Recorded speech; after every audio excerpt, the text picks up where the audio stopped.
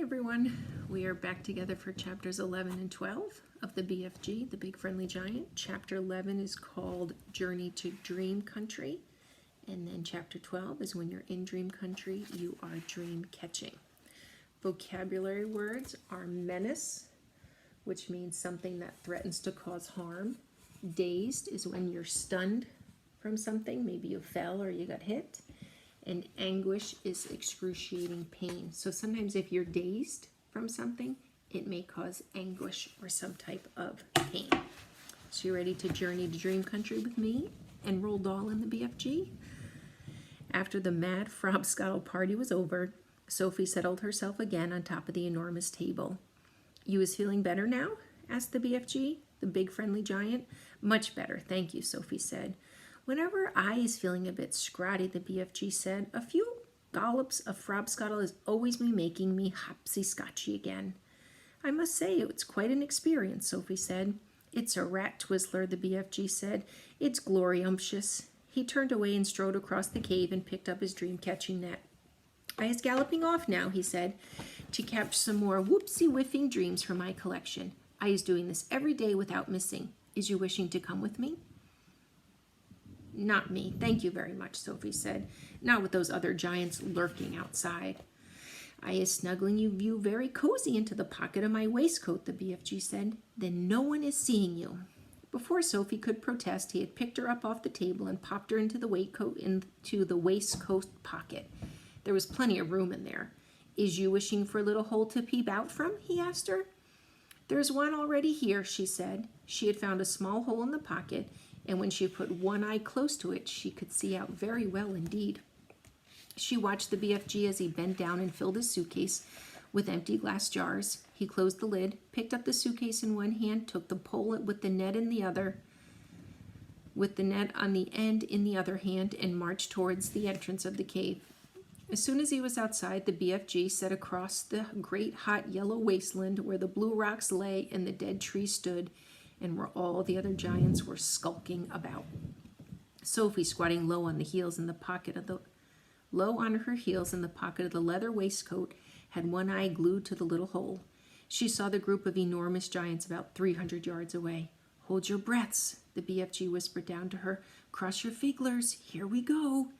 We is going right past all these giants. Is you seeing that whooping great one, the one nearest to us?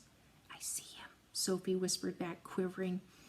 That is the horriblest of them all, and the biggest of them all. He's called the flesh-lump-eating giant. I don't want to hear about him, Sophie said. He is 54 feet high, the BFG said softly as jogging along, and he is swallowing human beings like sugar lumps 2 or 3 at a time. You're making me nervous, Sophie said. I is nervous myself, the BFG whispered. I always gets as jumpsy as a jog hopper when the flesh-lump-eating giant is around. Keep away from him, Sophie pleaded. Not possible, the BFG answered. He is galloping easily 2 times as quicksy as me. Shall we turn back, Sophie said. Turning back is worse, the BFG said. If they is seeing me running away, they is all giving chase and throwing rocks. They would never eat you, would they? Sophie asked. Giants is never guzzling other giants, the BFG said. They is fighting and squarreling a lot with each other, but never guzzling. Human beings is more tasty to them. The giants had already spotted the BFG, and all heads were turned, watching him as he jogged forward. He was aiming to pass well to the right of the group. Through her little peephole, Sophie saw the flesh-lump-eating giant moving over to intercept them. He didn't hurry. He just lopped over casually to a point where the BFG would have to pass. The others lopped after him. Sophie counted 9 of them altogether, and she recognized the blood bottler in the middle of them.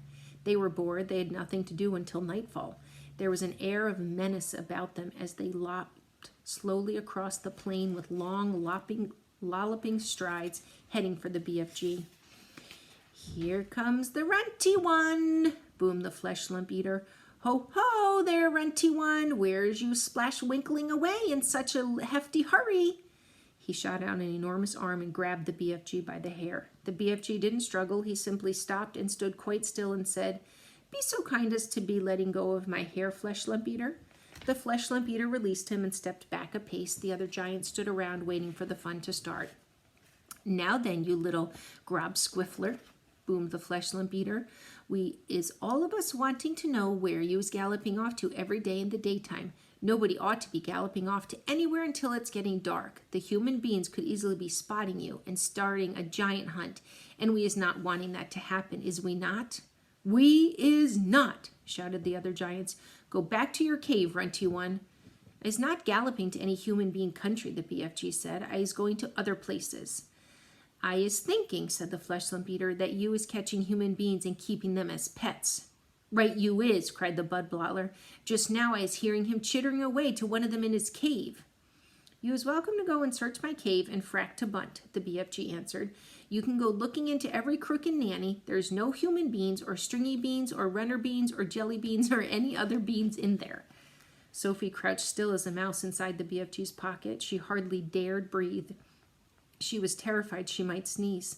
The slightest sound or movement would give her away. Through the tiny peephole, she watched the giants clustering around the poor BFG. How revolting they were. All of them had piggy little eyes and enormous mouths. When the flesh lump eater was speaking, she got a glimpse of his tongue. It was jet black, like a slab of black steak. Everyone, and we'll continue. When the flesh lump eater was speaking, she got a glimpse of his tongue. It was jet black, like a slab of black steak. Every one of them was more than twice as tall as the BFG. Suddenly, the flesh lump eater shot out two enormous hands and grabbed the BFG around the waist. He tossed him high in the air and shouted, "Catch him, man-hugger!" The man-hugger caught him. The other giants spread out quickly in a large circle, each giant about 20 yards from his neighbor, preparing for the game they were going to play. Now the man-hugger threw the BFG high and far, shouting, "Catch him, bone cruncher!" The bone cruncher ran forward and caught the tumbling BFG and immediately swung him up again. "Catch him, child chewer!" he shouted. And so it went on. The giants were playing ball with the BFG, vying with each other to see who could throw him the highest. Sophie dug her nails into the sides of the pocket, trying to prevent herself from tumbling out when she was upside down. She felt as though she were in a barrel going over the Niagara Falls. And all the time there was the fearful danger that one of the giants would fail to catch the BFG, and he would go crashing to the ground. "Catch him, man-dripper! Catch him, gizzard gobbler! Catch him, maid masher! Catch him, blood bottler! Catch him, catch him, catch him!" In the end, they got bored with this game. They dumped the poor BFG on the ground. He was dazed and shattered. They gave him a few kicks and shouted, "Run, you little runt! Let us be seeing how fast you is galloping." The BFG ran. What else could he do? The giants picked up rocks and hurled them after him. He managed to dodge them. "Runty little runt," they shouted. "Troggy little twit. Shrivelly little shrimp. Mucky little midget. Squaggy little squib. Gobbly little grub." At last the BFG got clear of them, and in another couple of minutes the pack of giants was out of sight over the horizon. Sophie popped her head out from the pocket. "I didn't like that," she said. "Phew," said the BFG. "Few and far between. They was in a nasty cooching mood today, was they not? I is sorry you was having such a whirligig time." "No worse than you," Sophie said. "Would they ever really hurt you?" "I isn't ever trusting them," the BFG said. "How do they actually catch the humans they eat?" Sophie asked. "They is usually just sticking an arm in through the bedroom window and snitching them from their beds," the BFG said. "Like you did to me?" "Ah, but I isn't eating you," the BFG said. "How else do they catch them?" Sophie asked. "Sometimes," the BFG said, "they is swimming in from the sea like fishies, with only their heads showing above the water, and then out comes a big hairy hand and grabbles someone off the beach." "Children as well?" "Often children," the BFG said. "Little chidlers who is building sandcastles on the beach. That is who the swimmelings ones are after. Little childers is not so tough to eat as old grandmama, so says the child-chewing giant." As they talked, the BFG was galloping fast over the land. Sophie was standing right up in his waistcoat pocket now and holding on the edge with both hands. Her head and shoulders were in the open and the wind was blowing in her hair. "How else do they catch people?" she asked. "All of them is having their own special way of catching the human beings," the BFG said. "The meat-dripping giant is preferring to pretend he's in a big tree growing in the park. He is standing in the park in the dusky evening, and he is holding great big branches over his head. And there he is waiting until some happy family come in to have a picnic under the spreading tree. The meat-dripping giant is watching them as they lay out their little picnic. But in the end, it is the meat dripper who is having the picnic." "It's too awful," Sophie cried. The gizzard-gobbling giant is a city lover, the BFG went on. The gizzard-gobbler is lying high up between the roofs of houses in the big cities. He is lying there snuggy as a sniggler and watching the human beings walk on the streets below. And when he sees one that looks like a whoopsie good flavor, he grabs it. He is simply reaching down and snitching it off the street, like a little monkey taking a nut. He says it is nice to be able to pick and choose what he's having for your supper. He says it's like choosing from a menu. Don't people see him doing it? Sophie asked. Never is they seeing him. Do not forget it is dusky dark at this time. Also, the gizzard gobbler has a very fast arm. His arm is going up and down quicker than Squinker's. But if all these people are disappearing every night, surely there's some sort of an outcry, Sophie said. So an outcry is somebody noticing what's happening. The world is a whooping big place, the BFG said. It has 100 different countries. The giants is clever. They is careful not to go skittling off to the same country too often. They is always switch fiddling around. Even so, Sophie said. Do not forget, the BFG said, that human beings is disappearing everywhere all the time, even without the giants is guzzling them up. Human beings is killing each other much quicker than the giant is doing. But they don't eat each other, Sophie said. Giants isn't eating each other, the BFG said, nor is giants killing each other. Giants is not very lovely, but they is not killing each other.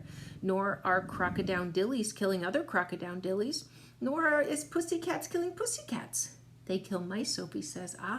But they is not killing their own kind, the BFG said. Human being is the only animal that is killing their own kind. Don't poisonous snakes kill each other? Sophie asked. She was searching desperately for another creature that behaved as badly as the human. Even poisonous snakes is never killing each other, the BFG said, nor is the most fearsome creature like tigers and rhinoceroses. None of them is ever killing their own kind. Has you ever thought of that? Sophie kept silent. I is not understanding human beings at all, the BFG said. You is a human being, and you is saying it is grisly and horgus for giants to be eating human beings, right or left? Right, Sophie said. But humans beings is squishing each other all the time, said the BFG. They is shooting guns and going up in aeroplanes to drop their bombs on each other's heads every week. Human beings is always killing other human beings. He was right, of course he was right, and Sophie knew it. She was beginning to wonder whether humans were actually any better than giants. Even so, she said, defending her own race, I think it's rotten that those foul giants should go off every night to eat humans. Humans have never done them any harm. That is what the little piggy wig is saying every day, the BFG has said. He is saying, I has never done any harm to the human being, so why shouldn't he be eating me? Oh dear, Sophie said. The human beings is making rules to suit themselves, the BFG went on, but the rules they is making do not suit the little piggy wiggies. Am I right or left? Right, Sophie said. Giants is also making rules. Their rules is not suiting the human beings. Everybody is making his own rules to suit himself. But you don't like it that those beastie giants are eating humans every night, do you? I do not, the BFG answered firmly. One right is not making two lefts. It is quite cozy down there. And is you quite cozy down there in my pocket? I'm fine, Sophie said. Then suddenly, once again, the BFG went into that magical top gear of his. He began hurtling forward with phenomenal leaps. His speed was unbelievable. The landscape became blurred, and again Sophie had to duck down out of the whistling gale to save her head from being blown off her shoulders. She crouched in the pocket and listened to the wind screaming past. It came knifing in through the tiny peephole in the pocket and whooshed around her like a hurricane. But this time the BFG didn't stay in top gear long. It seemed as though he had had some barrier to cross, a vast mountain perhaps, or an ocean or a great desert. But having crossed it, he once again slowed down to his normal gallop, and Sophie was able to pop her head up and look out one more time at the view. She noticed immediately that they were now in an altogether paler country. The sun had disappeared above the film of vapor. The air was becoming cooler every minute. The land was flat and treeless, and there seemed to be no color in it at all. Every minute the mist became thicker. The air became colder still, and everything became paler and paler until soon there was nothing but gray and white all around them. They were in a country of swirling mist and ghostly vapors. There was some sort of grass underfoot, but it was not green. It was ashy gray. There was no sign of a living creature and no sound at all except for the soft thud of the BFG's footsteps as he hurtled on through the fog.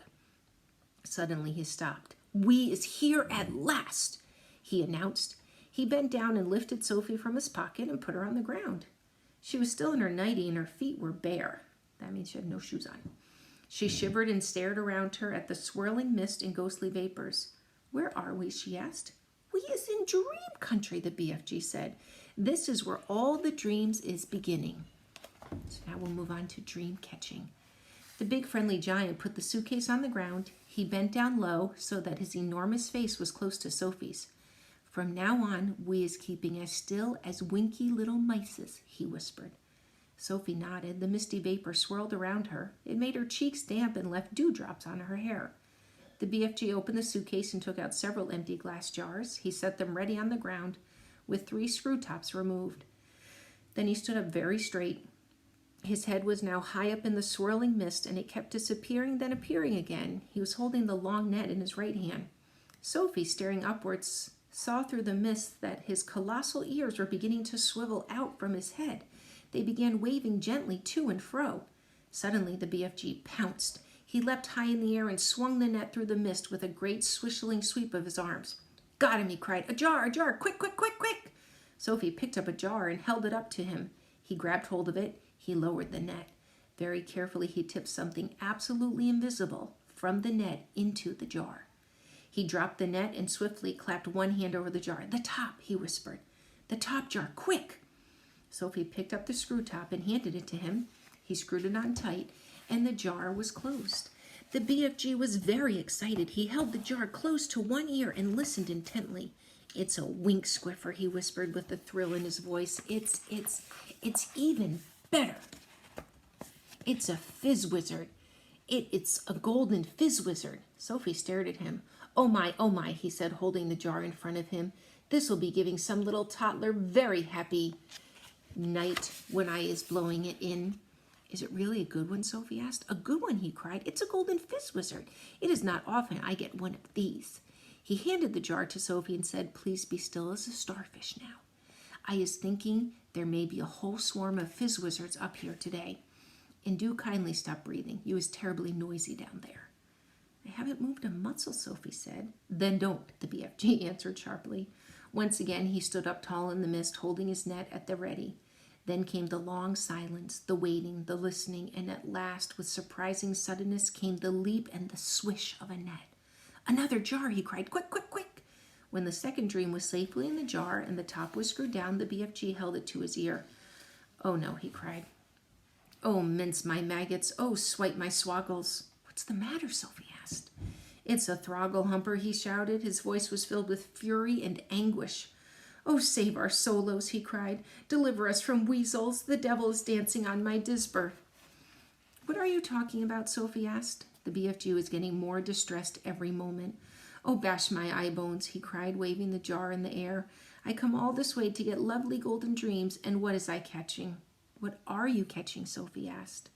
"I is catching a frightsome troggle humper," he cried. "This is a bad, bad dream. It is worse than a bad dream. It is a nightmare." "Oh dear," Sophie said. "What will you do with that?" "I is never letting it go," the BFG cried. "If I do, then some poor little toddler will be having the most curt-bloodling time. This one is a real kicksy boggle thumper. I is exploding it as soon as I get home." "Nightmares are horrible," Sophie said. "I had one once, and I woke up sweating all over." "With this one, you would be waking up screaming all over," the BFG said. "This one would make your teeth stand on end. If this one got into you, your blood would be freezing to icicles, and your skin would go creeping across the floor." "Is it that bad?" "It's worse," cried the BFG. "It's a real whoopsie gobswitcher." "You said it was a troggle humper," Sophie told him. "It is a troggle humper," cried the exasperated BFG, "but it's also a hog thumper and a gobsquitcher. It's all three riddled into one. Oh, I is so glad I is clutching it tight." "Oh, you wicked beastie, you," he cried, holding up the jar and staring into it. "Never more is you going to be bunk-doodling the poor little human beanie toddlers." Sophie, who was also staring into the glass jar, cried out, "I can see it. There's something in there." "Of course there's something in there," the BFG said. "You is looking at a frightsome troggle humper. But you told me dreams were invisible." "They is always invisible until they is captured," the BFG told her. "After that, they is losing a little of their invisibility. We seen this one very clearly. Inside the jar, Sophie could see the faint scarlet outline of something that looked like a mixture between a blob of gas and a bubble of jelly. It was moving violently, thrashing against the sides of the jar in forever changing shape. It was wiggling. It's wiggling all over the place, Sophie cried. It's fighting to get out. It'll bash itself to bits. The nastier the dream, the angrier it is getting when it is imprisoned, the BFG said. It is the same with wild animals. If an animal is very fierce and you is putting it in a cage, it will make a tremendous rumpeldumpus. If it is a nice animal, like a cockatoodaloo or a frogglefrump, it will sit quite still. Dreams is exactly the same. This one is a nasty, fierce, bog-rattling nightmare. Just look at him splashing himself against the glass. It's quite frightening, Sophie cried. I would be hating to get one of those inside of me on a darksome night, the BFG said. So would I, Sophie said. The BFG started putting the bottles back into the suitcase. Is that all, Sophie asked? Are we going? I is so upset by this throg-humpling, bug-thumping, grob-switching, the BFG said, that I is not wishing to go on. Dream-catching is finished for today. Soon, Sophie was back in the waistcoat pocket, and the BFG was racing home as fast as he could go.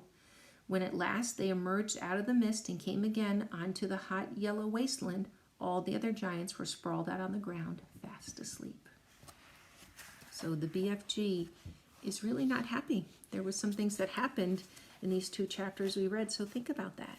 What wasn't he happy about? And how are he and Sophie getting along? What are some things like they're starting to figure out? So are you enjoying the book, right or left? Just like the BFG says. See you for the next chapter.